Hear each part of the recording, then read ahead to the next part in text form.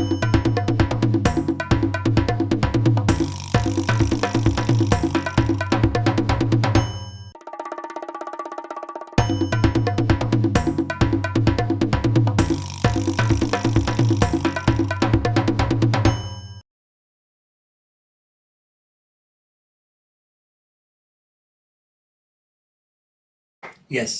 नमस्कार मित्रांनो, आज मी परत तुमचं सगळ्यांचं स्वागत करतो आपल्या एपीएन तुमच्या लाडक्या कार्यक्रमामध्ये, द एपीएन शोमध्ये. आजचे गेस्ट जे तुम्हाला माहिती आहे की दर आठवड्याला एक नवीन गेस्ट आपल्या स्टुडिओमध्ये येतात आणि आजचे जे गेस्ट आहेत ते म्हणजे त्यांची पर्सनॅलिटी एक विलक्षण पर्सनॅलिटी आहे आणि मी आत्ताच या पॉडकास्टच्या निमित्ताने त्यांना तर ओळखतोय मी खूप टायमापासून, पण खूप वर्षांपासून. पण ह्या पॉडकास्टच्या निमित्ताने मी काही थोडंसं आपण म्हणतो ना रिसर्च करतो आणि मग तेव्हा आणखीन उलगडायला मला मिळालं की बाप रे, एवढी ब्रिलियंट, इंटेलिजंट.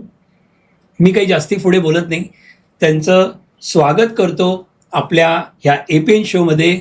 आणि त्यांचा बायोडेटा तुम्ही आत्ताच आपण ऐकला, क्लिप बघितली त्याच्यामध्ये पण. तर none other than doctor Milind Joshi. नमस्कार. नमस्कार. फर्स्ट ऑफ ऑल आमच्या शोमध्ये आल्याबद्दल थँक्यू. नमस्कार. आणि मला पण खूप आनंद आणि मजा येते. येस. कारण त्याचं काय म्हणायचं, तुमचं बोलावणंच असं होतं की गप्पा मारायला या. येस गप्पा.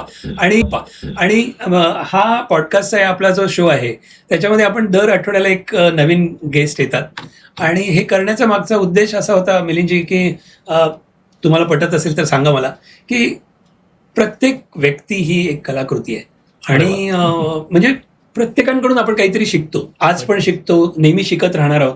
पण माझा स्वार्थ जर तुम्ही बघितला, माझा स्वतःचा पर्सनल स्वार्थ, तर त्या व्यक्तींना मी स्वतः पहिला ऐकतो, त्यांना भेटायला मिळतं. आणि तुम्हाला आश्चर्य वाटेल, मी एवढे आपण एपिसोड केलेत त्याच्यामध्ये आणि एवढ्या व्यक्तींना आपण भेटलो. मी कैक वर्षांपासून त्यांना ओळखत होतो, 25-30 वर्षापासून. पण पॉडकास्टमध्ये जेव्हा आल्यानंतर त्यांच्याकडून ज्या ज्या गोष्टी मला ऐकायला मिळाल्या त्या मला माहीतच नव्हत्या. नवीन पैलू, एक असा पैलू, तसा पैलू. तर पर्सनल लाईफ असेल आणि चॅलेंजेस, आणि सगळ्यात महत्त्वाचं की सक्सेस स्टोरी आहे प्रत्येकाची, प्लस मायनस. तर मी तर शिकणार आहे, पण आपले ऑडियन्स ह्या पॉडकास्टच्या निमित्ताने तुमच्याकडून, प्रत्येक व्यक्तीकडून काही ना काहीतरी शिकून आपण घेतो. तर हाच आमचा एक उद्देश आहे आणि हा नित्य कार्यक्रम चालू आहे. खूप स्तुत्य उपक्रम आहे. येस. आणि तुम्ही स्वार्थ म्हणालात, हो, पण बाकीच्या प्रेक्षकांना बघायला मिळणार म्हणजे त्यात परमार्थही आलं. अगदी कुणाला कुठलं मोटिवेशन मिळेल, काय मिळेल, शिकायला मिळेल, कसं देवाला माहिती. पण हा एक सिम्पल प्रयत्न आहे आमचा. तर टाइम न दवडता आपण आपल्या पॉडकास्टसाठी सुरू करूया. तर माझा पहिला प्रश्न, आपण एक सिम्पल तुम्हाला जाणून तुमच्याविषयी तर आत्ताच सगळं ऐकले, पेटंट्स आणि सायन्समधले, तुम्ही केमिस्ट्रीमधले एवढे उत्तीर्ण, म्हणजे रुईया कॉलेजमधून, आणि आता तर आपण पॉडकास्टच्या अगोदर ऐकलं ते पण आपण जरूर कव्हर करूया. पण मला एवढं म्हणायचं आहे की तुमची सुरुवात कशी झाली, म्हणजे बालपणापासून तुम्ही सांगितलं तर मला पण ऐकायला आवडेल तुमची ही कशी पर्सनॅलिटीची ही सुरुवात झाली. अवश्य. मी खरंच एवढा काही थोरबीर नाही, सामान्य मध्यमवर्गीय, आणि तशीच सुरुवात झाली. मोठी माणसं अशीच बोलतात. परळला मध्यमवर्गीय BST कॉलनीमध्ये माझं बालपण गेलं. संपूर्ण शाळा आरेंभट, त्याच्यानंतर रुईया कॉलेज. पहिल्या क्रमांकाचा विद्यार्थी होतो मी. म्हणजे पहिली 2 वर्ष, पहिली आणि दुसरी मी म्युन्सिपाल्टीच्या शाळेत होतो. क्या बात. आणि तिसरी जेव्हा आरेंभटला आई वडील घेऊन गेले तेव्हा नवीन असायचं की पालकांचा इंटरव्ह्यू, हे तेव्हा नवीन सुरू झालं होतं. बरोबर. तर तेव्हा माझ्या आईने सांगितलं होतं, त्या ज्या कोणी होत्या हेडमास्टर, ज्या कोण तेव्हाचे प्रिन्सिपल, इंटरव्ह्यू घेताना, की तुम्हाला पहिल्या क्रमांकाचा विद्यार्थी देते. अरे वा. तर तेवढं होतं की पहिला नंबर मी सोडला नाही कधी. आणि त्यामुळे अर्थातच रुईयाला गेलो. रुईयाला BSc MSc केमिस्ट्री, MSc मी UDKM मधून केलं. आणि PhD केलं अॅनालिटिकल केमिस्ट्रीमध्ये आणि डॉक्टर सानेंकडे. अरे वा. ते माझे सर, पहिल्यांदाच मी डॉक्टर साने म्हटलं, मलाच वेगळं वाटतं काहीतरी. पण सरांविषयी तर काय, म्हणजे एक अख्खा वेगळा पॉडकास्ट त्यांच्याविषयी होईल, तेही आपण बोलू जरूर. आणि मग नंतर मी फार्मास्युटिकल मध्ये नोकरी केली. त्यातही माझं म्हणजे इट्स माय लाईफ. मी म्हणतो तेव्हा म्हणजे V म्हणजे JB केमिकल्स अँड फार्मास्युटिकल्स. म्हणजे एक 32 वर्ष मी तिथे होतो. म्हणजे कॉलेजमधून तुम्ही बाहेर पडलात आणि पहिला जॉब तेच नाही, 2 छोट्या नोकऱ्या केल्या आणि नंतर स्थिरावलो 2 वर्ष, 1 वर्षाच्या 2. आणि 1989ला जो मी JBत लागलो ते मी स्वेच्छानिवृत्ती 2022 घेईपर्यंत 32 वर्ष. I started as a chief analyst okay. And retired as president global regulatory Wow. Management. Great great great. म्हणजे करिअर.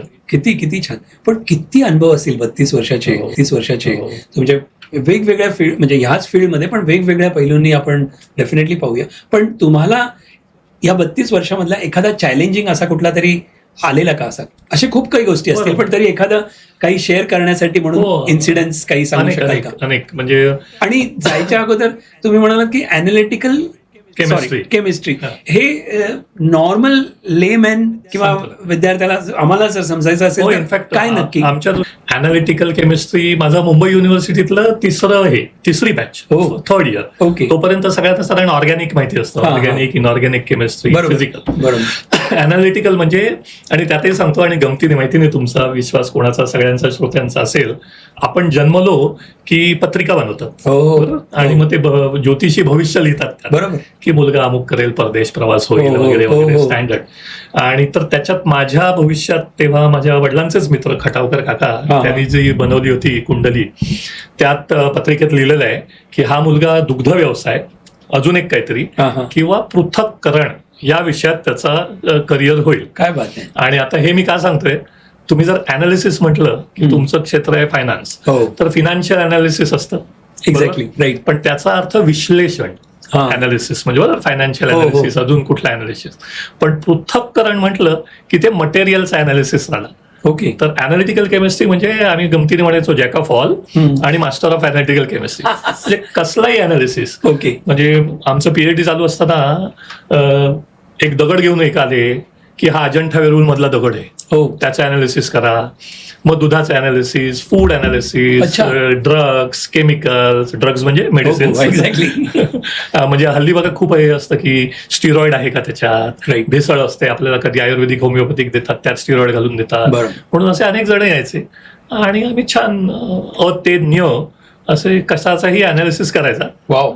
आपण स्वतः अज्ञ असलं की ज्ञानाकडे आपोआप जाता येतं. वा वा वा. काय बात आहे, काय बात आहे. मस्त. आणि आता तुम्ही सांगितलं एखादं चॅलेंज, ह्या असे खूप असतील, हो, पण आपण नक्कीच. जाऊ पुढे. पण एखादं कुठलं आठवणीच तर असं कधी चॅलेंज आलं आणि ते तुम्ही? दोन सांगतो, गमतीशीर सांगतो. आणि दुसरं as a part of my responsibility एक असं होतं की तुम्ही हल्ली ऐकलं असेल US FDA, हो. म्हणजे जगभरातले जे FDA असतात, Right. Food and drug administration, ते भारताच्या आमच्या सगळ्या फॅक्टरीजना इन्स्पेक्शनला येतात. So it's a challenging. सगळे बरोबर. अमेरिका, रशिया, ऑस्ट्रेलिया, युरोप, भरपूर सगळे. बरोबर. तर त्यातली मग नंतर आमची मैत्री पण झाली, म्हणजे चांगले संबंध. तर एकदा एक इन्स्पेक्टर आली होती, आणि I am all talking about 2000च्या आधी, 25 वर्षापूर्वी आधीची गोष्ट. तर तिला हत्ती बघायचा होता हो. इन्स्पेक्टरला, आणि मुंबईत आलेली, कधीच बघितलेलं नाही पहिल्यांदा. ओके. आणि मी म्हटलं आता हत्ती कुठे दाखवायचा हिला, म्हणजे असं आम्ही ठाण्यालाच होतो फॅक्टरीमध्ये. राईट. तर मग मी काय, तेव्हा बघा असे हत्ती असायचे आपल्याकडे, फिरत असायचे असायचे. कधीतरी. मी त्यांना म्हणतो कमर्शियल हत्ती, हो. बरोबर.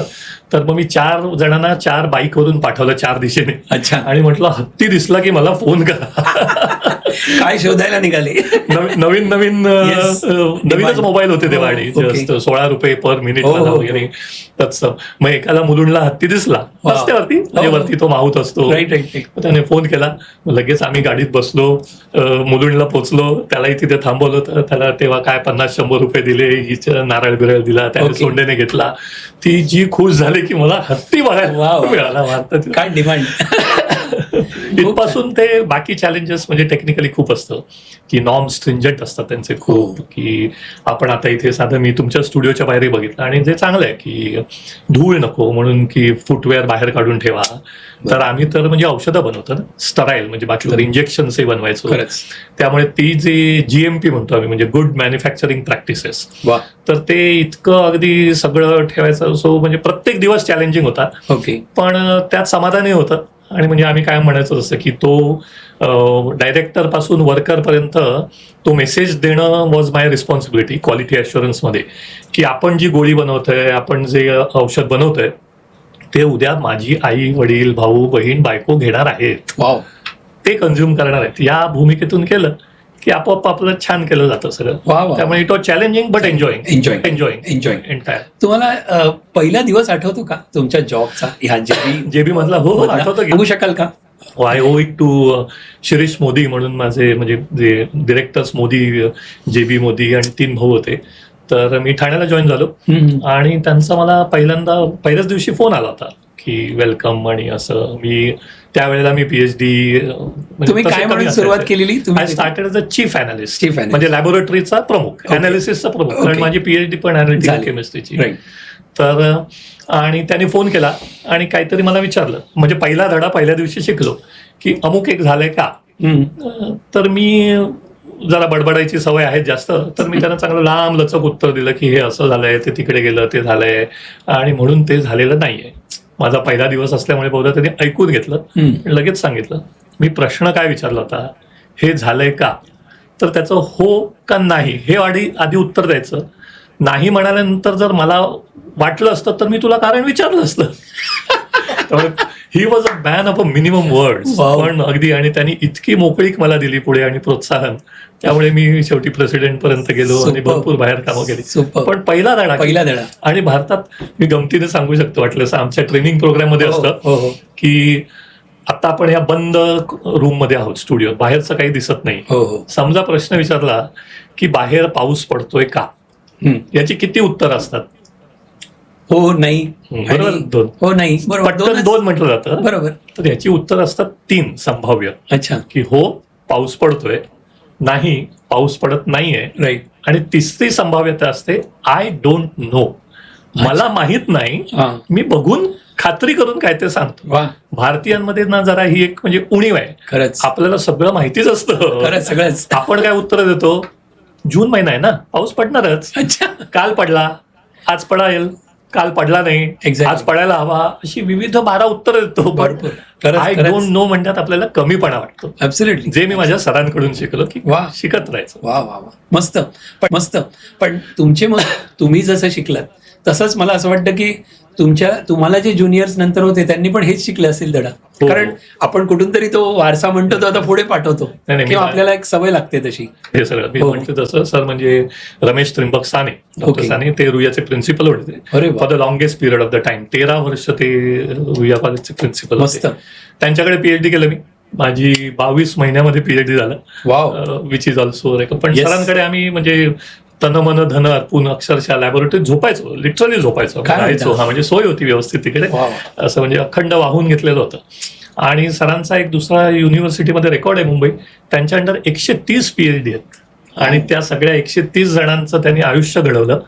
आणि जेव्हा 100वा PhD झाला तेव्हा आपलं ताज म्हणजे गेटवे ऑफ इंडियाचं, ताजच्या प्रेस्टिजियस क्रिस्टल रूम मध्ये आम्ही समारंभ केला होता. आणि students flew from Australia, US, Canada, abroad, साधारण 81 विद्यार्थी होते. आणि PhD म्हणजे असं काही सोपं, म्हणजे क्लास ऑफ 1980 असं नसतं. ओव्हर अ पिरियड, म्हणजे पहिला विद्यार्थी ते 100वा विद्यार्थी याला 22 वर्ष लागली. किती? पहिला विद्यार्थी तर सरांच्या अपेक्षा जास्त वयाचा होता. आणि सर गाईड लहान वयाचे होते. ग्रेट. पण मी म्हणतो तसं सरांनी आम्हाला नुसती अनालिटिकल केमिस्ट्री नाही शिकवली, अनालिटिकल ऑब्झर्वेशन शिकवलं. कुठची गोष्ट कशी अनालिटिकली ऑब्झर्व करायची. आणि दुसरी गंमत जाता सर अतिशय कडक होते, कडक शिस्तीचे. 6 फूट उंच गोरे पान साने होते, शीघ्र कोपी होते. PhDच्या मुलांना सस्पेंड करायचे, तोंड दाखवू नकोस, महिनाभर येऊ नकोस इथपासून. पण तेच रुईया नाक्यावरती जयेश नावाचं हॉटेल होतं, तिथे बाहेर विद्यार्थ्यांबरोबर चहा पीत, मसाला दूध, डिंक लाडू. आणि आपण माझ्या वेबसाईट विषयी बोलू तेव्हा सांगेन, कोल्हापूरला आम्ही गेलो होतो. इंडियन सायन्स काँग्रेस असतं, अजूनही चालू आहे, 100 वर्ष झाली. पंतप्रधानांच्या हस्ते त्याचं उद्घाटन होतं. ती परंपरा सुरू आहे. आणि आम्ही सगळे विद्यार्थी दिवसभर सायंटिफिक प्रेझेंटेशन, डेलिब्रेशन, चर्चा असं असतं. आणि युजली असायचं की संध्याकाळी मग पिक्चरला वगैरे जायचं. आता कोल्हापुरात जाऊन काय करायचं, 10 ते 5 ते सगळं असायचं, 6 नंतर वगैरे. सरांनी काय सांगावं, अरे कोल्हापुरात आलो आपण, तमाशाला जाऊया. काय म्हणा, बापरे. तरी त्यांचं वय त्यावेळेला किती असेल? ही मस्ट बी, आम्ही 1986, म्हणजे मी बघा 25च्या आधी, 22 वगैरे, ते 40-45. म्हणजे ऑलराऊंडर, म्हणजे मजा पण आणि त्यांनी आयर्लंडला आणि ही was the first professor of chemistry. आपण सगळ्यांना प्रोफेसर म्हणतो, पण so he was a professor. तेव्हा आम्ही ऑथेंटिक तमाशा बघितलाय कोल्हापूरला आमच्या सरांबरोबर. क्या बात आहे. खूप आठवण वेगळीच म्हणजे ना, प्रश्नच नाही. तुम्ही मी आता बघताना वाचत होतो तर तुम्ही 32 कंट्रीजला व्हिजिट केलेली आहे. तर 32 countries is not a small, म्हणजे असे जात असतील, पण हे कसं काही म्हणजे घडून आणलं? म्हणजे कामामुळे प्लस पर्सनल तुमची चॉईस का, कसं म्हणजे? आणि त्याच्यातून काही, कारण मला असं म्हणायचं की असं ऐकलेलं आहे की आपण घरात राहून जेवढं बाहेरचं जग बघतो तेवढं आपण आणखीन इंटेलिजंट बनतो, वेगवेगळ्या ठिकाणी माणसांना भेटतो, तिकडे वेगवेगळ्या गोष्टी शिकतो. तुम्ही तर 32 कंट्रीज, तर हे कसं काय सुरुवात झाली? केल्याने देशाटन मनुजा येथे शहाणपण. माझं बालपण आजोबांबरोबर खूप गेलं, तर त्यांचाही पगडा आहे माझ्यावरती. हे सगळे अशी वाक्प्रचार म्हणे आजोबा जरूर म्हणा, सांगा. म्हणजे केल्याने देशाटन मनुजा येथे. गमतीने मी सांगतो, माझा पहिला देश म्हणजे मी साधारण असा बारीकच पहिल्यापासून माझी अंगयष्टी, तर पहिला परदेश प्रवास हा ऑफिसमधून जीबी मधून कामानिमित्त इथिओपियाला झाला. माझ्या मित्रांनी मला चिडवायला यायचं की अरे इथिओपिया आहे म्हणून तुझं सिलेक्शन झालं. पण इथिओपियापासून ते मग अर्थातच अमेरिका, रशिया, युरोप मधले सगळे देश, एशिया, आफ्रिका सगळं झालं. ती सुरुवात झाली ती. तुम्हाला गंमत म्हणजे सांगतोय काही ठराविक. आता अमेरिकेला गेलं ह्यात काही नवल नाही, तुमच्या आता सध्या तर 100 जण मिळतील. मी सद्दाम हुसेनच्या राजवटीत इराकला 2दा जाऊन आलोय. I was part of WHO ऑर्गनायझेशनचं रिप्रेझेंटेटिव्ह म्हणून होतं. माझं व्याख्यान झालं तिकडे होतं. आणि तेव्हा हे होतं म्हणजे there was no direct air link to Baghdad. त्यामुळे आम्ही मुंबईहून जॉर्डनला जायचो, अम्मान म्हणजे जॉर्डनची राजधानी, आणि Amman to Baghdad by road जायचो. 12-16 तासाचा प्रवास रात्री वाळवंटातून करायचो. आणि आपले डॉक्टर परुळेकर जे KEM ला होते, ज्यांनी पहिली ओपन हार्ट केली भारतातली, तर एका व्हिजिटला डॉक्टर परुळेकर आणि मी एकत्र होतो आणि त्यांच्याकडून पण भरपूर गप्पा ऐकल्या. आणि इथिओपिया आणि आमच्या फार्मास्युटिकल आम्ही मध्ये म्हणतो स्टॅबिलिटी नावाचा एक प्रकार असतो. म्हणजे कशाची स्टॅबिलिटी? आर्थिक स्थैर्य वगैरे असं नाही, आपल्या प्रॉडक्टची स्टॅबिलिटी. की जी गोळी त्याला बघा एक्सपायरी डेट दिलेली असते, तर ते 2 वर्ष का 3 वर्ष का 5 वर्ष हे त्याच्या प्रॉडक्ट स्टॅबिलिटीवरती ठरतं. तसं गमतीने माझ्या ह्या देहाची स्टॅबिलिटी झालेली आहे, कारण मी मॉस्कोला होतो डिसेंबरमध्ये, विंटरमध्ये -30, आणि बगदादमध्ये होतो उन्हाळ्यामध्ये +52. एक्स्ट्रीम. तेव्हा ही काया -30 ते +52 मध्ये राहिलेली आहे. यांच्याकडे असं बघू नका, बघून काही ठरू नका. नाही, ग्रेट, हॅट्स ऑफ. खरंच म्हणजे मॅनेज करणं एवढं आणि एवढं. पण आता तुम्ही बोलता बोलता मला म्हणालात की ते बगदादला तुम्ही जात होतात आणि रात्री 12 तासाचा प्रवास वगैरे. म्हणजे मला हे मी जस्ट इमॅजिन करतोय डॉक्टरांबरोबर, म्हणजे तुमच्या काय गप्पा चालल्या असतील त्यावेळेला. आणि 12 तासाचा जर्नी कोणाबरोबर असंच गप्पा नाही बसणार. एक्सचेंज ऑफ थॉट्स जे आहेत आम्ही म्हणजे 5-6. आणि तेव्हा काय असायचं, इराकवरती निर्बंध होते. बरोबर. मग ते अम्मानला तेव्हा कळलं तिथे जनरल मोटर्स म्हणजे काय. आता आपल्याला माहिती आहे SUV वगैरे. ही सुद्धा माझी पहिली व्हिजिट 2000च्या आधीच्याच आहेत दोन्ही. तर मोठ्या अशा जायंट SUV असायच्या, सुंदर एअर कंडिशनिंग, बाहेर वाळवंट. आणि डॉक्टर परुळेकर आणि मी दोघे होतो, अजून दोघे होते. झोपले सगळे खूपसे. प्रवास रात्रीचा व्हायचा कारण उन्हाळा नको म्हणून. आय वॉज यंगेस्ट आणि ही वॉज एल्डेस्ट. म्हणजे हे तेच म्हणाले. मी त्यांना विचारलं की म्हटलं ते कोणते, डॉक्टर ख्रिश्चन बर्नार्ड, राईट, त्यांच्याकडून शिकले ते, की पहिल्या ओपन हार्ट सर्जरीचं सांगाल का तुम्ही? त्याने असं हसून माझ्याकडे बघितलं आणि मला म्हणाले, because you are youngest and I am eldest, आपल्याला दोघांनाही झोप येत नाहीये, बाकीचे झोपले म्हणे. तर मी तुला सांगतो. आणि करून त्या सगळ्या गमती सांगितल्या त्यांनी, कसं कसं झालं. आणि इराकची दुसरी गंमत म्हणजे गमतीने मी सांगतो, म्हणजे ते बघा वेपन्स ऑफ मास डिस्ट्रक्शन शोधायला UNBN गेले, तर ती मला अर्थातच माहिती नाही मिळाली, त्यांनाही नाही मिळाली तर मला कुठून मिळणार. पण आम्ही त्या अल रशीद हॉटेलमध्ये राहिलो, खूप मोठं 5 स्टार हॉटेल, पॅलेसच म्हणजे आधीचा. Finally that was also bombed. मी त्याच हॉटेलमध्ये राहिलो होतो नंतर. आणि पण एवढं मी नक्कीच सांगू शकतो की रस्ते, म्हणजे तो जो हायवे होता ना, इतके मोठे आणि गुळगुळीत सुंदर की easily a plane can take off and land. एवढं नक्की गेलो होतं त्यांनी, एवढे छान रस्ते. आणि एकदम तेव्हा सुद्धा आम्ही ती इंटरप्रिटर एक घेतली होती, म्हणजे इंग्लिश कळायचंच पण तरी आम्ही ठेवली होती ती व्यवस्थित वेस्टर्न क्लोथ्स मध्ये होती ना, स्कर्ट घालून. I am talking about 1998. म्हणजे काही रिस्ट्रिक्शन नव्हतं तेव्हा काही नाही हो, म्हणजे हे सगळं काय आपण म्हणतो ना, मुस्लिम मूलतत्ववाद. म्हणजे एक जमान्यात Baghdad was Arabian nights. Arabian nights Baghdad मध्ये घडलं. बगदाद, तेहरान, इराण, इराक सगळे बिलकुल बिलकुल म्हणजे समृद्ध संस्कृती होती. ऍब्सोल्युटली. थोडं वाईट वाटतं त्यामुळे की नंतर त्या सगळ्या देशांची अशी. पण असा कुठला ऍडव्हेंचरस प्रसंग कधी आला तुम्ही, म्हणजे हा म्हणजे असे कारण एवढे फिरलात, पण आता तुम्ही इराकची गोष्ट बोललात, गमतीने सांगू शकतो. आम्ही जे गेलो ना, आणि कुठे भीती वाटली का अशी, म्हणजे कुठेतरी इराकला एंट्री केली, तिथून स्टेनगन वाले आम्हाला सिक्युरिटी होती. स्टेनगन, मशीन गन पण नाही, स्टेनगन वाले असायचे. आणि मग काय म्हणजे आम्हाला स्ट्रिक्ट इन्स्ट्रक्शन होते, हॉटेलच्या बाहेर पडायचं नाही. पडायचं तेव्हा आम्ही जाऊन गाडीत बसायचो, की इथे हल्ली आपण जे Z+ वगैरे म्हणतो ना, पुढे गाडी इकडे गाडी, स्टेनगनवाले वगैरे वगैरे, असं गमतीने. आणि मग ते काय बरं, करबला म्हणजे मक्का मदिनेच्या खालोखाल करबला नावाची मशीद आहे, तिकडे ते आम्हाला घेऊन गेले इराक. आणि बॅबिलॉनला पण नेलं. Babylon also is a part of Iraq. So काय ते गेलं, on the river of Babylon, famous गाणं. करेक्ट. तर बॅबिलॉनला गेलो, मग करबलाला नेलो. आम्ही ऑलमोस्ट सगळे मराठी हिंदू, आणि ते करबला ठीक आहे बघायला छान, हा प्रेक्षणीय स्थळ ते, म्हणून तिथे गेलो. मग तिथे आम्हाला कॉन्फरन्स रूम मध्ये बसवलं, आणि ते मौलवी आले, आणि ते अरेबिक भाषेत काहीतरी बोलत होते, भाषण त्यांचं असेल धार्मिक. ते माझ्या शेजारी एक पंडित म्हणून खूप ज्येष्ठ मुकाडमध्ये होते, ते होते. आमची गंमत, we are all part of a team.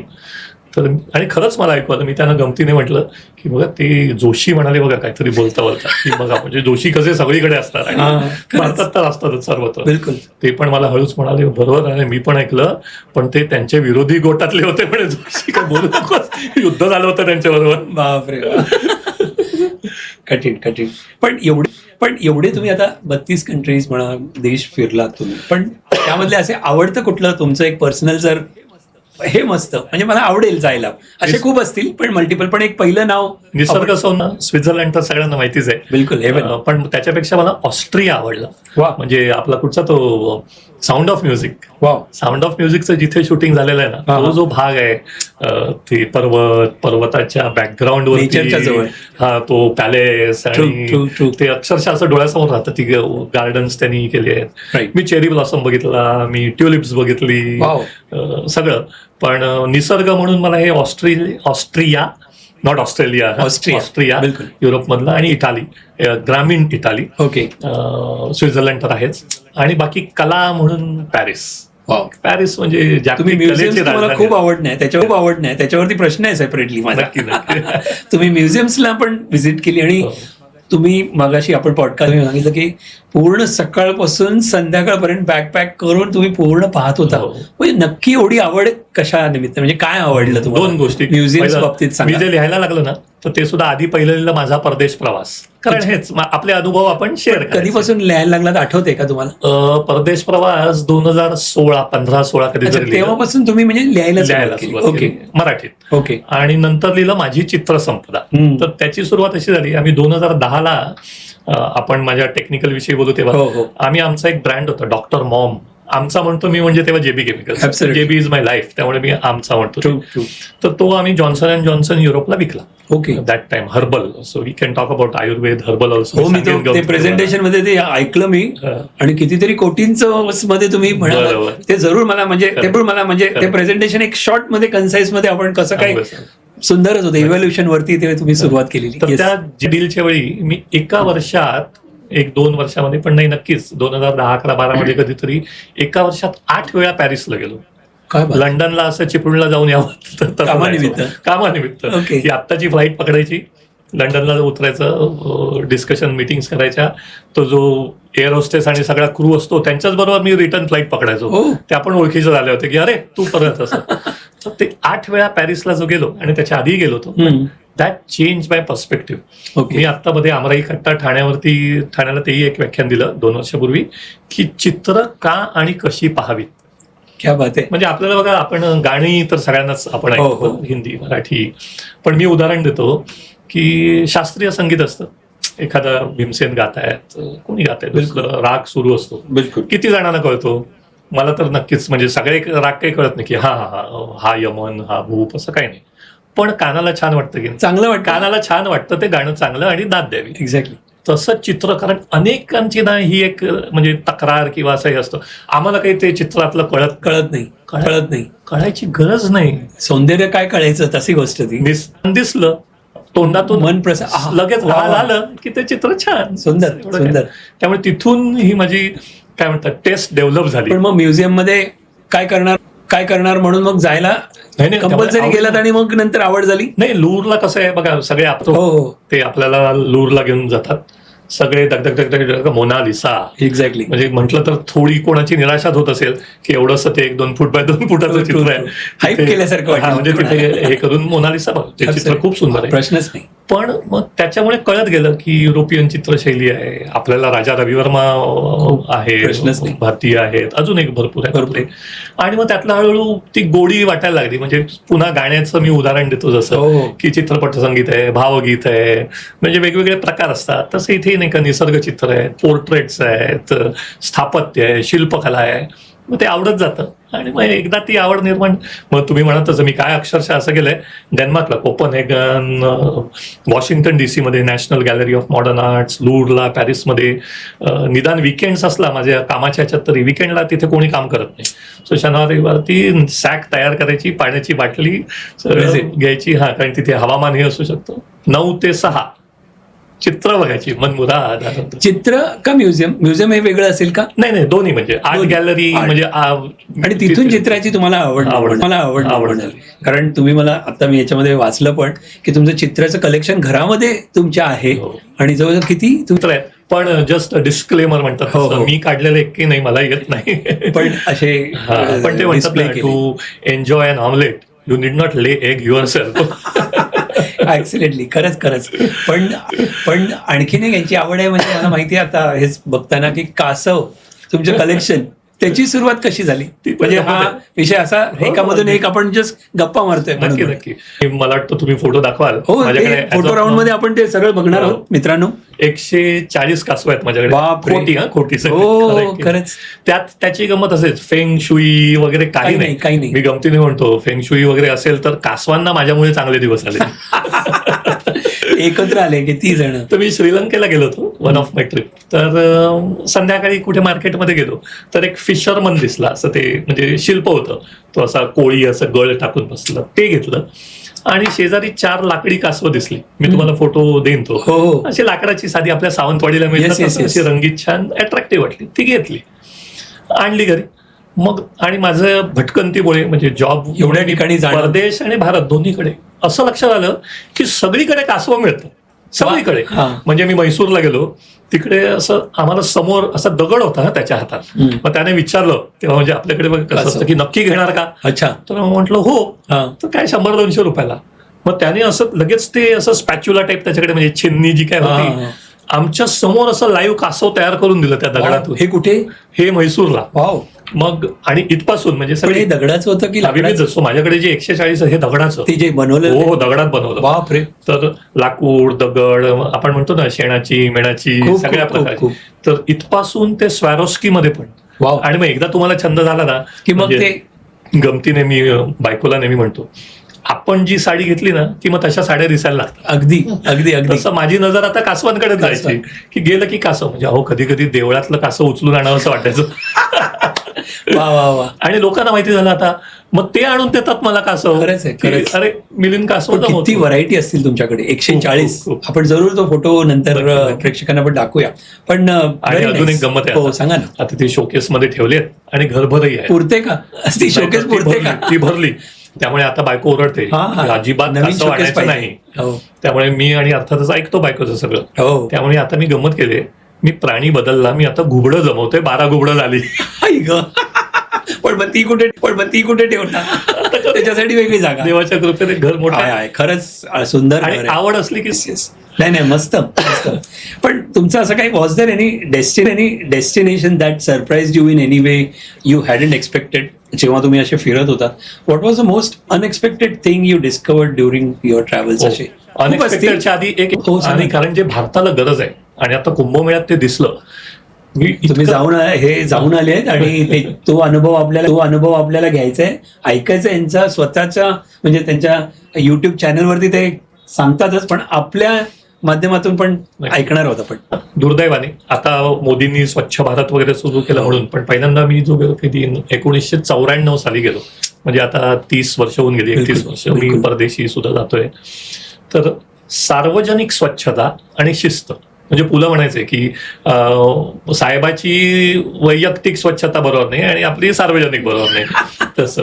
तर सार्वजनिक स्वच्छता आणि शिस्त हे आपल्याला शिकायला हवं खूपच अजूनही सगळ्यांकडून, की रांग लावणं, अगदी ते अजून आपल्या सोशल एटिकेट्स आपण म्हणतो, आपल्या डीएनए मध्ये नाही, रांग आपण लावणार नाही. म्हणजे मी सगळ्यात गमतीने म्हणतो, आपण नाटक बघायला जातो, शिवाजी मंदिर, गडकरी रंगायचा छान, बाकी, आणि मध्यंतरामध्ये एकमेकाच्या खांद्यावरून असा तो बटाटा वडा घ्यायचा, अगदी पण काय लाईन नाही लावायची, आणि त्याच्यात मजा, मला पहिला मिळाला, काहीतरी मिळवलं मी की बटाटा वडा तर मिळवलं, रांग लावली तर सगळ्यांना मिळेल ना. अगदीच. तर ते एक एक्सपेक्टेड. आणि अनएक्सपेक्टेड वॉज सेम, मी म्हटलं तसं इथिओपिया, की 94 साली इथिओपिया इतकं स्वच्छ होतं.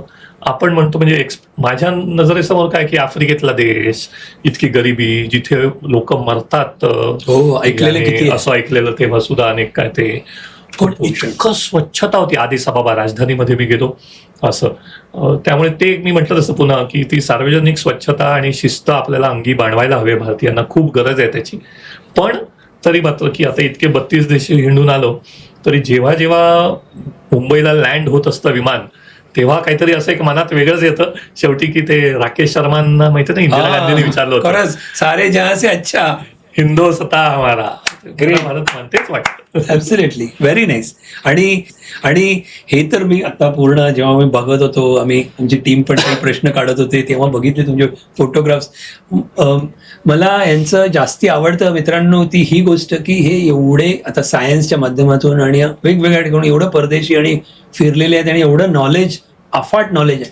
पण सगळ्यात महत्वाचं आवडती गोष्ट कुठली तर डाऊन टू अर्थ. एक दुसरी गोष्ट जर बघितलं तर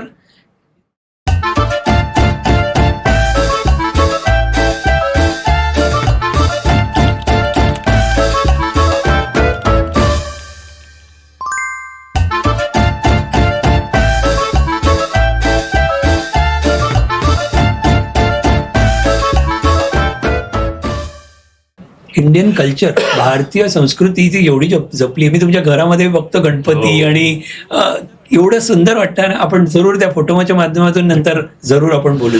पण तुमचं ह्यामध्ये कुठलं तरी ड्रीम डेस्टिनेशन होतं का? कारण पहिल्यांदाच काही 32 देश जात नाही, पण 1, 2, 3 झाले, व असं कुठलं तरी ड्रीम होतं डेस्टिनेशन. आणि आज शिल्लक आहे. मला नॉर्दर्न लाईट्स बघायला जायचंय. वा, आणि ते शिल्लक आहे, लवकर होईल. येस, तुमच्या मनात आलं की तुम्ही चालले.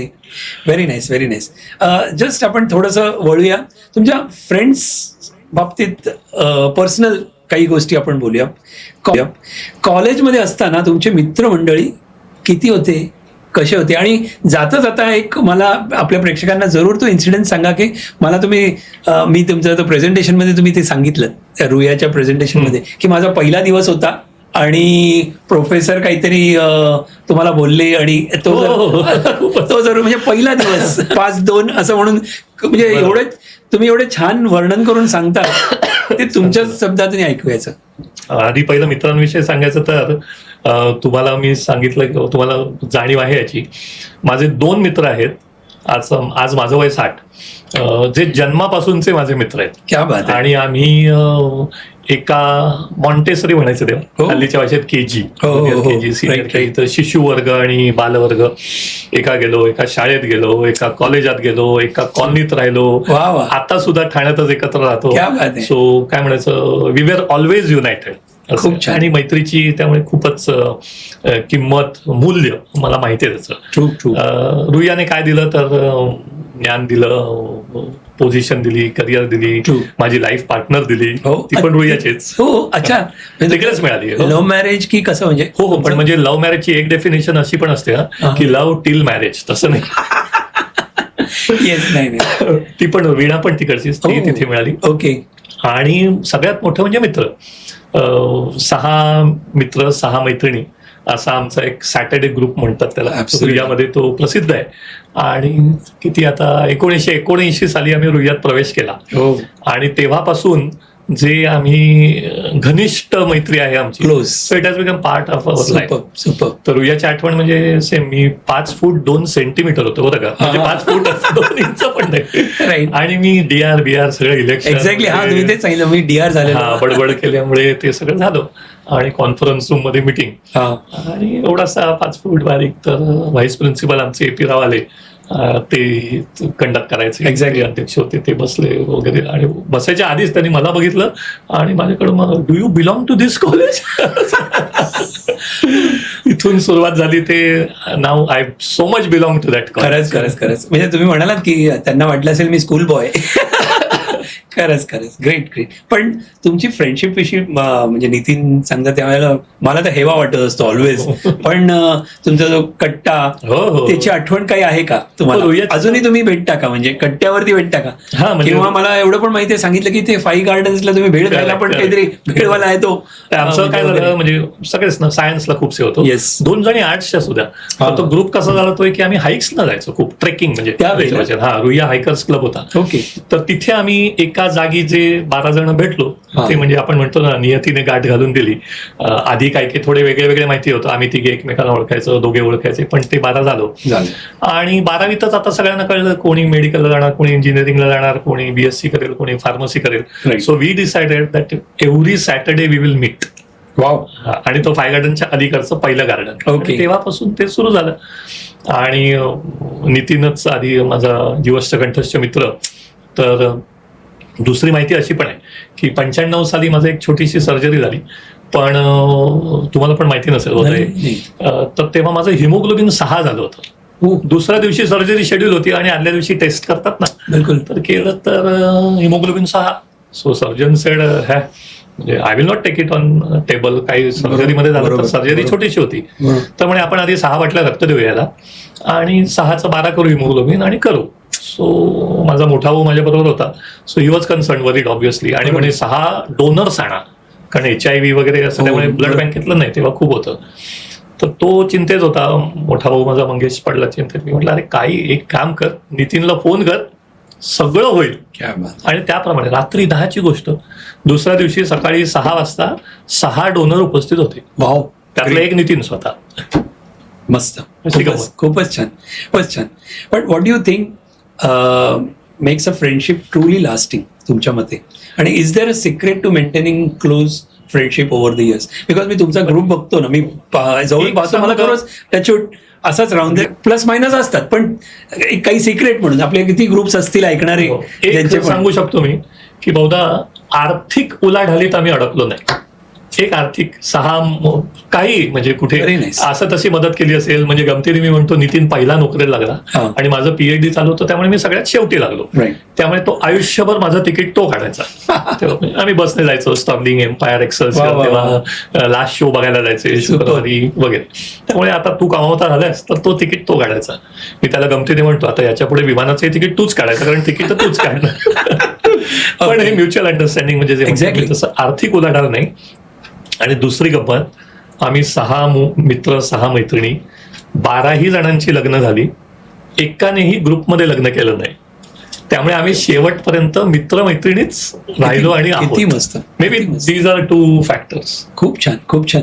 म्हणजे काय, म्हणजे ह्याच्यामध्ये आपण शिकण्यासाठी म्हणून जर एक फ्रेंडशिप ग्रुप सांभाळण्यासाठी काहीतरी डेफिनेटली मोठी गोष्ट आहे. आणि तुम्ही सांगितलं, पण in your opinion, what is the best thing about having a friend who understands you completely? हो, नक्कीच ना. म्हणजे खूप, आता तुम्ही तर एक गोष्ट आता उदाहरण पण सांगितलं, दुसऱ्यांना पण अनुभव आला असेल तुमचा, वेगवेगळे असे. पण एक काय हल्ली म्हटलं जातं की स्पष्ट बोलावं, किती बोलावं ते पण. तर ते मित्रांमध्ये ते होतं, मैत्रिणींमध्ये, की तुम्ही स्पष्ट सांगू शकता की हे तू जास्त करतोयस, तू हे असं वागतोस, हे मला पटत नाही, हे मला आवडत नाही. बरोबर. नातेवाईकांमध्ये ते तसं होत नाही बहुधा. थोडी भीड बाळगली जाते की काय होईल, काय वाटतं. इथे तसं काही नाही ना. म्हणजे की गमतीने मी पुन्हा एक छान किस्सा आहे. ते जेव्हा बघा आपल्याकडे इंटरकॉम असायचे ऑफिसेसमध्ये, मोबाईलच्या आधीचा जमाना, आणि मग त्याला व्हॉइसमेल व्हॉइस मेसेजेस असायचा. बरोबर. तर मी केबिन मध्ये यायचो, बाहेर गेलेलो असलो आणि सेक्रेटरीला बोलवायचं, एकीकडे करताना ते स्पीकर फोनवरती व्हॉइस मेसेजेस ऐकायचे. Exactly. खूप पटापट, म्हणजे ते डिलीट करता यायचे. अनेकदा अशी गंमत व्हायची की एखादा मित्राचा व्हॉइस मेसेज असला की तो शिवीने सुरू व्हायचा, आणि अरे काय रे, तुला केबिन मध्ये बसता येत नाही का? इथे तर तुम्ही पोझिशन आणि पण खरंच इतकं छान वाटतं. That's a leveller. कोणीतरी असं हवं की तू प्रेसिडेंट असशील तर तू ऑफिसमध्ये, खरंच इथे तू व्हेरी नाईस, व्हेरी म्हणजे तारांबळ उडायची, ती सेक्रेटरी समोर असायची, पटकन डिलीट करायचं तो. खूप छान, खूप छान. So nice. थोडंसं रुईया कॉलेज आणि साने सर आणि करिअर याच्याविषयी आपण बोलूया. हा इंग्लिशमध्ये प्रश्न आहे. Your expertise in analytical chemistry is impressive. What first attracted you to this field and how has it evolved over the years? म्हणजे ह्या लाईनकडे, म्हणजे तुम्हाला अगोदरपासून तुम्ही हुशार होताच, पहिला नंबर असायचा, पण हे 10वी झालं, मग 11वी 12वी, पण ह्या लाईनकडे वळणं हे काही ऍक्सिडेंटली का तुम्ही मनात होतं असं बाबा? नाही, व्हेरी मच डिझाईन. एक देवाची कृपा आहे किंवा स्वभाव म्हणतात तसं. मी सगळं काही योजना करून त्याप्रमाणे वागतो आणि वागण्याचा प्रयत्न करतो, आणि ते होतं की अगदी आयुष्याचं सुद्धा लिहायचं की असं करावं. तिथपासून ते आपण लहानपणी नाही का वेळापत्रक करायचं अभ्यासाचं, 6 वाजता उठायचं वगैरे, ते असं विविध. So one is analytical chemistry. As I said, it was a new branch. तोपर्यंत ऑर्गॅनिक केमिस्ट्री होतं. माझी मुंबई युनिव्हर्सिटीतली तिसरी बॅच अनालिटिकल केमिस्ट्रीची. It was a new branch. आणि दुसरं महत्वाचं कारण म्हणजे sir Sane sir, he was the first professor of analytical chemistry in Mumbai university. त्याच्या आधी IIT मध्ये एक प्रोफेसर खोपकर होते. ओके. पण मुंबई युनिव्हर्सिटीतले he was the first professor. Okay. त्यामुळे त्यांच्याकडे त्यांच्या अंडर PhD करायचं हे एक खूप दुर्दम्य होतं, आणि त्याने खरंच छानच झालं. म्हणजे मी म्हटलं जसं की सरांचे 100च्या वरचे सगळे स्टुडंट्स मोस्टली फार्मास्युटिकलमध्ये, एव्हरीबडी इज वेल प्लेस्ड, आणि छान, म्हणजे काहीतरी आपण we are contributing to the society हे असं वाटतं. म्हणजे नुसती फार्मामध्ये नोकरी केली म्हणून नाही. आधी अनालिसिसला आमची रुईयामध्ये काय म्हणतात ना, पब्लिक टेस्टिंग लॅबोरेटरी होती, कॉन्ट्रॅक्ट टेस्टिंग. आम्ही PhD करताना तिथे तो अनालिसिस करायचो. विविध लोक यायचे, मी म्हटलं तसं अजंठा वेरूळचा दगड घेऊन यायचे, अशी आयुर्वेदिक औषधाची सॅम्पल घेऊन यायचे.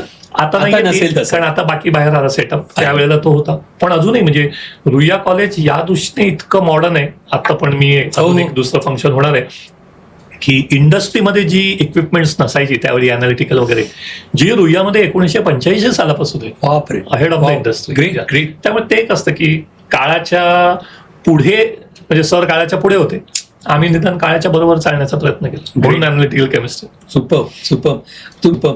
तुम्ही को इन्व्हेंटेड म्हणजे सेव्हरल इंडियन आणि इंटरनॅशनल पेटंट्ससाठी ना, तर could you share interesting story or achievement related to one of this patents? आणि काय थोडंसं पेटंट्सच्या बाबतीत 15 एक तुम्ही सांगितलं 29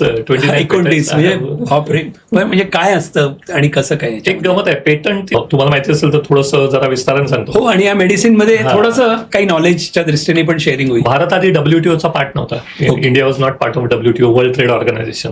म्हणजे आपल्याकडे प्रोसेस पेटंट होतं, पण प्रॉडक्ट पेटंट नव्हतं. पण 2000 सालापासून we are a full compliant member of a TRIPS and WTO. So आपल्याकडे प्रॉडक्ट पेटंट आहे.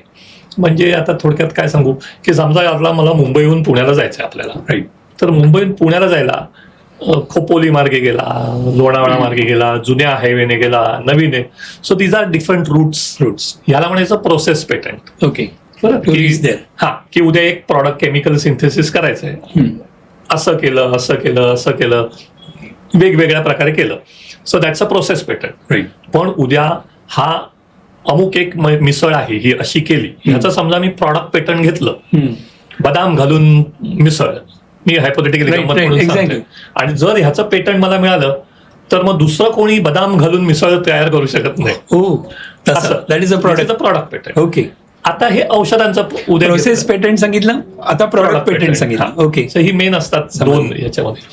तर मग आणि त्यातच काय असतं, जर उद्या एखाद्या औषधाचं पेटंट मिळालं, म्हणजे इट्स अ पेटंटेड मेडिसिन आपण म्हणतो, तर एक साधारण 15 ते 20 वर्षाचा कालखंड मिळतो की तेवढ्या वेळात ते औषध दुसऱ्या कोणालाही मार्केट करता येत नाही. बनवते. So you get exclusivity. Right. आणि ते खूप काम आहे, पण अर्थात प्रीमियम झाल्यासारखं पण. हा, पण त्याच्यात आधी इन्व्हेस्टमेंट असते, म्हणजे भरपूर हो. इंटेलिजन्स इन्व्हेस्टमेंट असते, बरोबर. प्रयोग करायला लागतात, लॅबमध्ये असतं. आणि it's always an team work.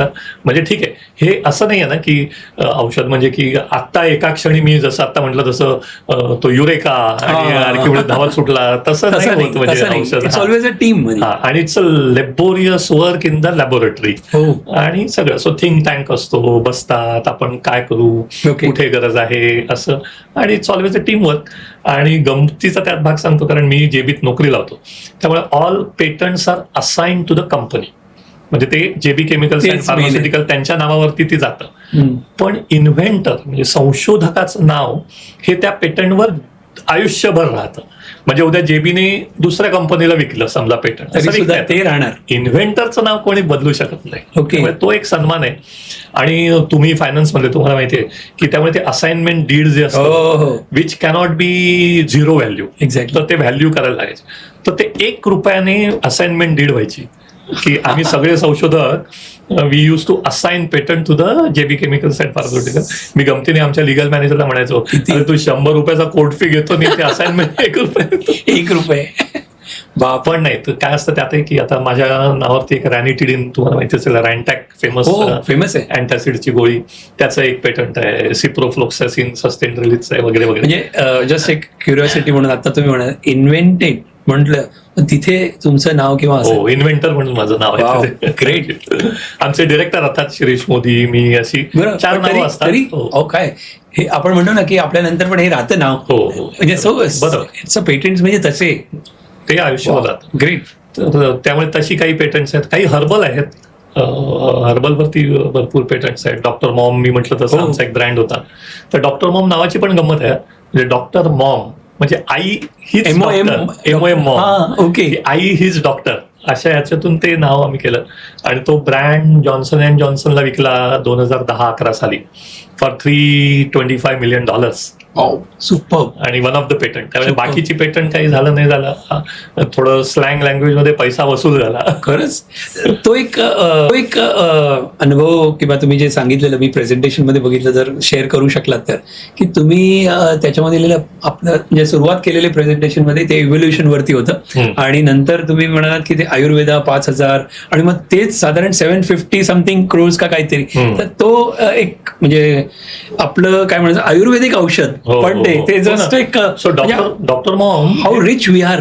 मध्ये ते तुम्ही हे पण दाखवले की किती साली 1964 ला काहीतरी 17 होते आणि असे काय काय, म्हणजे जबरदस्त मला वाटलं. पण नाही, खरंच आहे ते. आपण थोडंसं आपल्या म्हणजे दिस इज अबाउट इंडिया म्हणून भारताविषयी आहे, आणि you are proud about it, I am so am I, आणि we should be proud about it. तर त्याचं सांगाल आपण.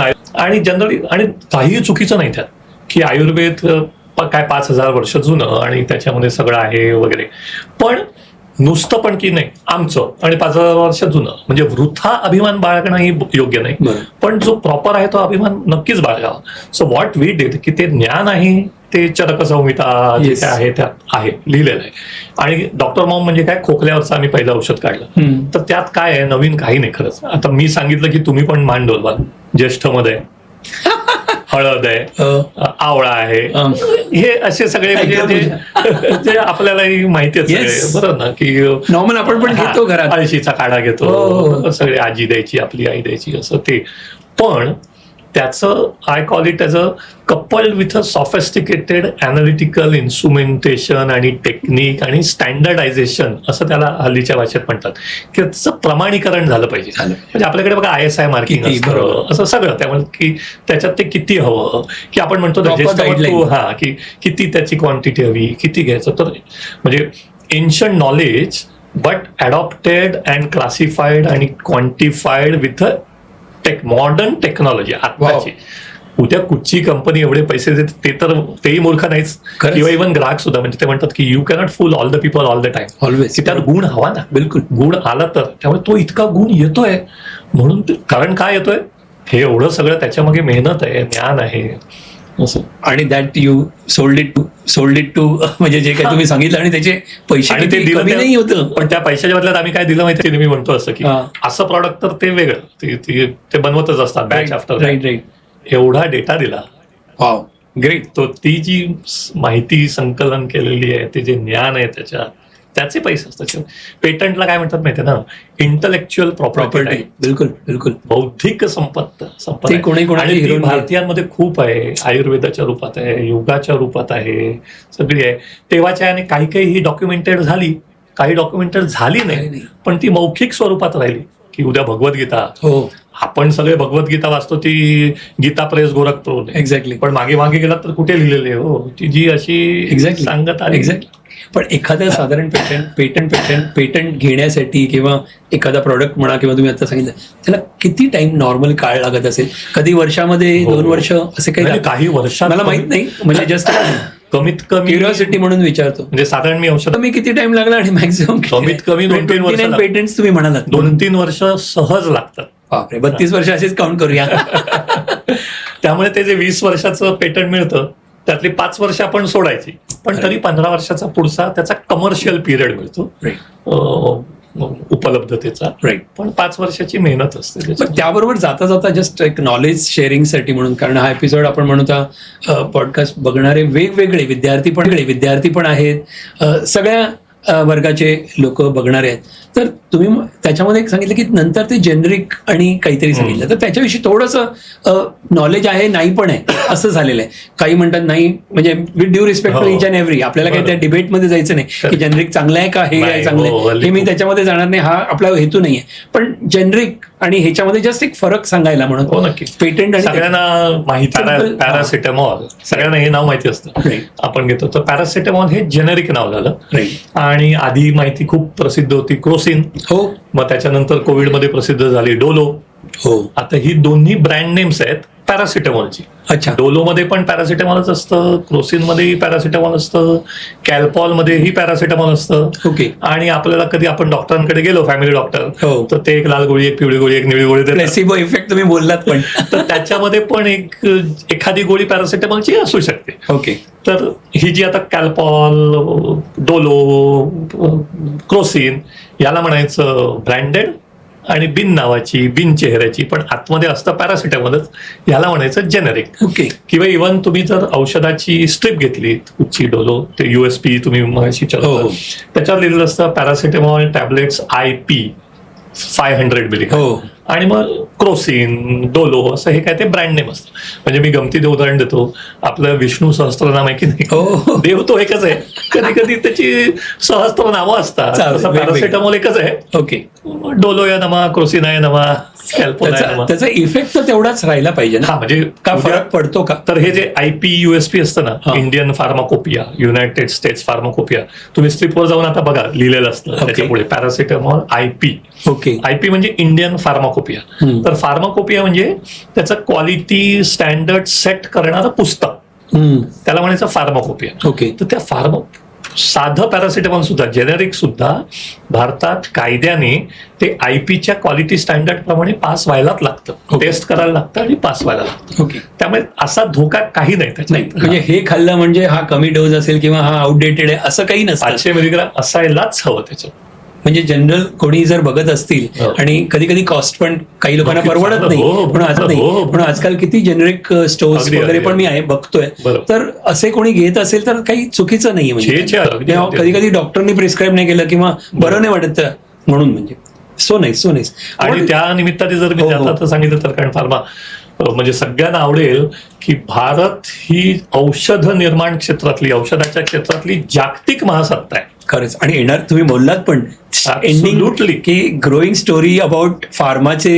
एक तो फिगर मला एक्झॅक्टली आता आठवत नाही, पण फिगर जाऊन देत, पण जास्तीत जास्त फार्मा जर बघितलं तर ऍब्सोल्युटली इंडिया इज लीडिंग जातो, सगळं अमेरिका, युरोप, सगळीकडे should be proud about it. Absolutely. Medicine मध्ये आपण भारत चांगला नंबर वन स्ट्रेट. अच्छा, ग्रेट, मस्त. जस्ट एक ह्याच्या उत्सुकता म्हणून की what inspired you to the transition from corporate? तुम्ही कॉर्पोरेटमध्ये होता 32 वर्ष, आणि आता तुम्ही म्हणजे टीचिंग म्हणा किंवा अकॅडमिक प्रोफेसर या हिशोबाने, म्हणजे एक आहे तुम्ही असं असू शकतं की रुईयाला परत मला फेड करायचं काहीतरी, एक त्या हिशोबाने असू शकेल, आणि त्याच्याविषयी पण आपण 26 तारखेचा प्रोग्राम तुम्ही बोललात ते सांगाच. पण काय नक्की म्हणजे इथून असं चेंज होण्यासाठी? इनफॅक्ट हे तुम्ही रिटायरमेंट स्वतःहून घेतलं? हो, म्हणजे मी दोन्ही कारण, एक तर 32 वर्ष झाली, झालं. त्याच्या आधीची 35 वर्ष झाली, सो खूप लवकर नाही झालो मी. हो ते काय, दॅट ऑल्सो. हा, पण अजूनही चालू राहिलं असतं, पण शेवटी माणसाला थांबायचं कुठेही करायला हवं असतं. Very nice. ते एक केलं. आणि दुसरा, माझ्या सगळ्या छंदांनाही वेळ द्यायला होता. मी गमतीने तेही सांगतो की product registration was my responsibility. उद्या 50 पेक्षा जास्त देशात 5,000 प्रॉडक्ट्स रजिस्टर झालेले होते, की माझा कलिग येऊन सांगायचा, कोणी सांगायची की अरे ह्या देशात हे प्रॉडक्ट रजिस्टर झालं, की आनंद व्हायचा. पण टुवर्ड्स एंड मला याच्यापेक्षाही, तुम्ही ना तो लेख लिहिला होतात ना, लघुलेख म्हणतो मी, तो मला आवडला. तर ह्या कॉम्प्लिमेंट मध्ये मला जास्त आनंद मिळाला. वा वा वा. हे जेव्हा मला कळलं तेव्हा म्हटलं, now it's a time to stop. की सो नाही, जिथे आपल्याला दोन्हीचे पेटंट राईट्स पैकी हा मला राईट जास्ती बरा वाटला. की जास्त माणसानं करावं. खरंच. आणि सुंदर, तुम्ही हे छोटे छोटे असतात म्हणून पण आवडतात. आणि इट्स सो इंटरेस्टिंग. मला एक म्हणजे तो ह्याच्यामध्ये आता प्रश्न नाहीये, पण मला विचारायचं, आधी लघुलेखाचं, सॉरी, रुईयाचं सांगायचं ते. तर रुईयाचं तुम्ही आता 26 तारखेचा पण का तुम्ही आता परत म्हणजे अकॅडमिक सेक्शन मध्ये तुम्ही गेलात? तर ते नेमकं योग जुळून आणायचं ठरवलं. कुणी सांगितलं की तुम्ही स्वतः? हा, नाही, रुईयाचंच. काय झालं, आता सगळ्यांना तुम्ही ऐकत असाल, न्यू एज्युकेशन पॉलिसी. हो बरोबर. नवीन इथे सांगू शकता, नवीन शैक्षणिक धोरण. येस. तर ते 2022 साली आलं, आणि कोविड वगैरे होता, आणि त्यामुळे आता तर त्याच्या अंडर ही एक नवीन पोस्ट आहे, प्रोफेसर ऑफ प्रॅक्टिस.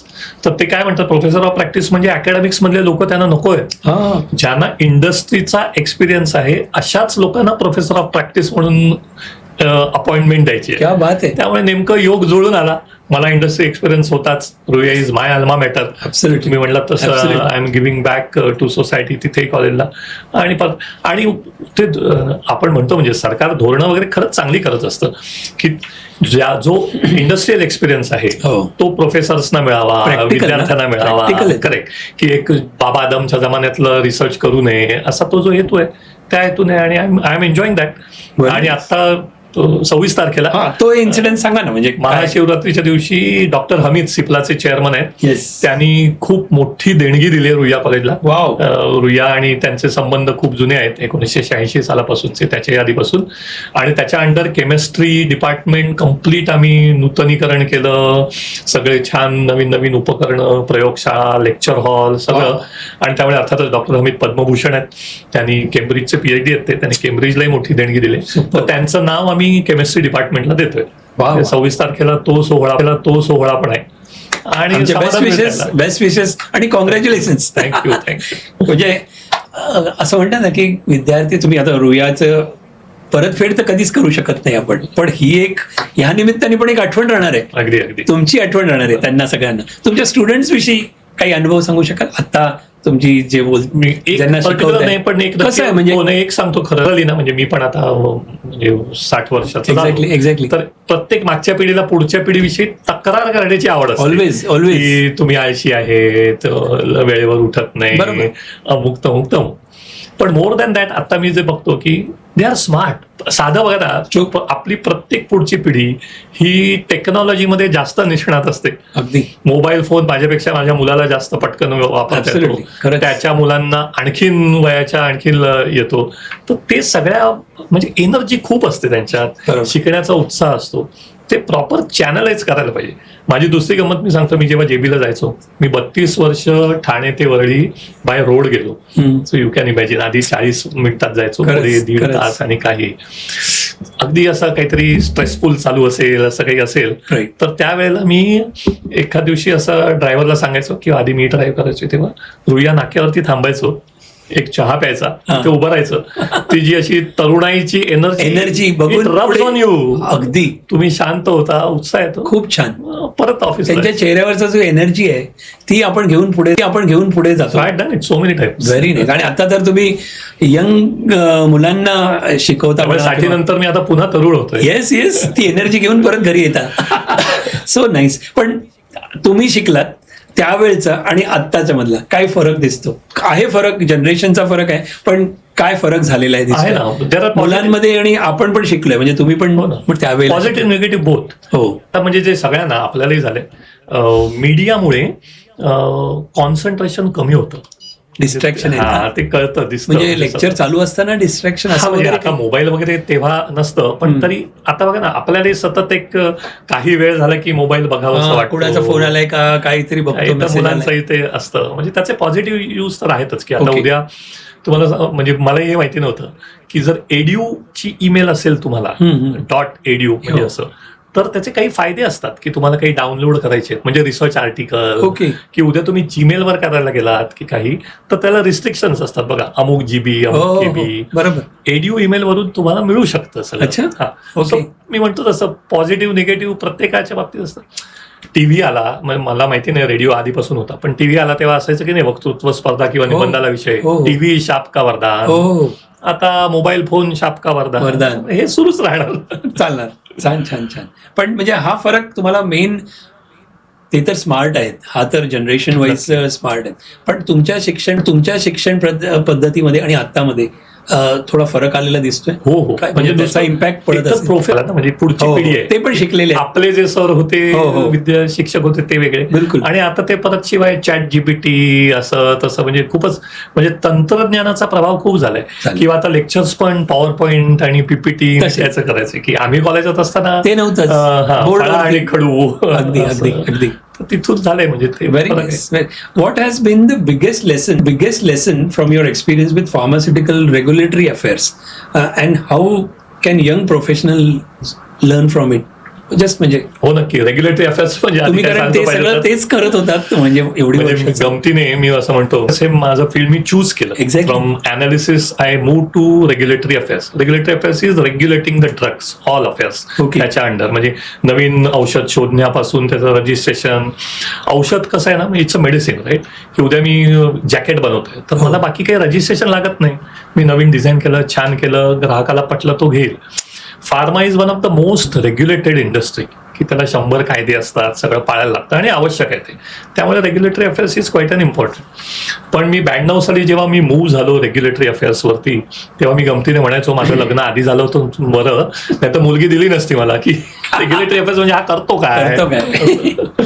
तिथपासून ते आता it has become quite a cohorted. लोकांना माहिती आहे, इंडस्ट्रीमध्ये माहिती आहे रेग्युलेटरी अफेअर्स म्हणजे काय. ओके. पण नवीन प्रोफेशनलसाठी मी एक सांगू शकतो, it's like a joker in a circus. अच्छा. म्हणजे जोकर माहितीये तुम्हाला, तो मोनोसायकलवर सगळं चालतो, तो ट्रॅपीज झुल्यावरती करतो, Expert आणि असतो. मग त्याची पॅन्ट त्याच्या हातात येते आणि तो तिकडे जातो आणि मग तो खाली पडतो जाळ्यावर. आता तो काही खरा पडत नाही, तो जर खरा पडला तर लागेल त्याला. Exactly. So he is expert and then he fake की मी पडलो. Exactly. तसं तुम्हाला 10 प्रकारचं सगळं म्हणजे प्रोडक्शन, टेस्टिंग, अनालिसिस, मेडिकल, सगळ्याची माहिती हवी. तेव्हा तुम्ही so jack of all and then master of regulatory affairs. वा वा वा. You have been an examiner. तुम्ही एक्झामिनर फॉर PhD आणि M.Pharm at university of Mumbai. तर how do you think the higher education system of India can be improve? काही आहे म्हणजे हो हो, ते एक नक्की. म्हणजे मी इथेच केलं रुईया कॉलेजमधून, पण मी खूप परदेशात त्यांच्या म्हणजे स्टॅनफर्ड बघितलंय, केम्ब्रिज बघितलंय, ऑक्सफर्ड बघितलंय, गेलो तिकडे USPच्या कमिटीवरती मी आहे. त्यामुळे तर उच्च शिक्षणाला परदेशामध्ये खूपच म्हणजे खूप चांगल्या सुविधा असतात. ओके. त्या आपल्याकडे, त्यामध्ये आपल्याकडे संख्या भरमसाठ आहे, बऱ्यापैकी भरपूर संख्या आहे सगळ्याची, पण ती जी सुविधा हव्यात किंवा आणि आपल्याकडे कॉम्पिटिशनही खूप आहे ना लोकसंख्यामुळे, बिलकुल, त्यामुळे बिलकुल. त्या एक याच्यासाठी तर ती एक सुविधा, कॉम्पिटिशन कमी करणं, आणि ते एक रिसर्च एन्व्हायरमेंट म्हणतो ना, की कंड्युसिव्ह एन्व्हायरमेंट टू रिसर्च. आणि दॅट्स अनदर रिझन मी रुईयाला गेलो, की तिकडे हे मी आता नावं घेतली बघा, की युनिव्हर्सिटीमध्ये खूप रिसर्च होतो जो इंडस्ट्रीला पूरक आहे. ओके. तो आपल्या इथे ते व्हायला हवं आता, व्हायला पाहिजे. हा, इंडस्ट्रीच्या R&D तर कुणाला तुम्ही सांगाल की हे असं करू शकलात तर उत्तम? म्हणजे हे दोन्ही म्हणून म्हणजे कोण रिस्पॉन्सिबल असं नाही, चुकीचा stakeholders who are the contributors, म्हणजे कोणी करू शकतील वा तुम्ही केलं तर खूप असं बदलेल. म्हणजे तर तिघांचे इन्स्टेड ऑफ राईट तुम्ही छान केलं की रिस्पॉन्सिबल नाही पण स्टेक होल्डर्स. याच्यात विद्यार्थी आहेत आत्ताचे, मग इंडस्ट्रियलिस्ट आहेत, एंटरप्रेन्योर्स आहेत, आणि बाकीचे गव्हर्नमेंट पण रेग्युलेटरी जे आहेत ते, ह्या तिघांचं म्हणजे आपण इंडस्ट्री अकॅडमी कोलॅबोरेशन हा म्हणजे चावून चोथा झालेला शब्द आहे. एक्झॅक्टली. पण ते प्रत्यक्षात यायला पाहिजे, which I am trying in Ruia college, की उद्या इंडस्ट्रीला जे हवं तसे विद्यार्थी बाहेर पडावेत, industry ready, that's one, right, की right. They are really employable immediately. बरोबर. प्लस रिसर्च असा व्हावा कॉलेजेसमध्ये, युनिव्हर्सिटीमध्ये, की जो इंडस्ट्रीला उपयोगी पडेल, and then industry will be very willing to sponsor it.